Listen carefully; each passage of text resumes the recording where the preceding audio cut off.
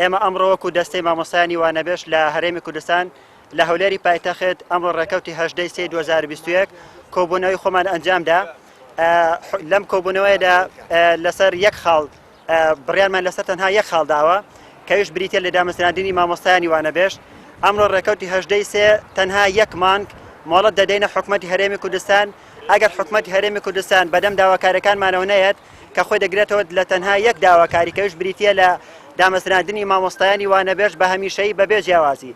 ئەوە ئێمە بڕیاری خێمە هەڵدان دەدەین لە بەردەم بینای حکوومەتی هەرێمی کوردستاندا.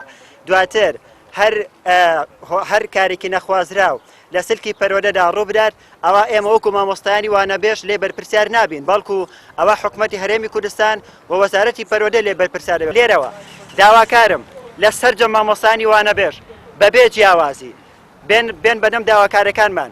هەمیشە وتومانەوە ئەیڵێنەوە تۆی مامۆسای وانەبێش دەبێت داوای مافی خۆت بکەیت. نزیکەی 14 ساڵە مامۆسای وانەبێشێ، بەڵام حکوومەتی هەرێمی کوردستان تاوەکو ئێستا بەدەم داواکارەکانمان ناتوە.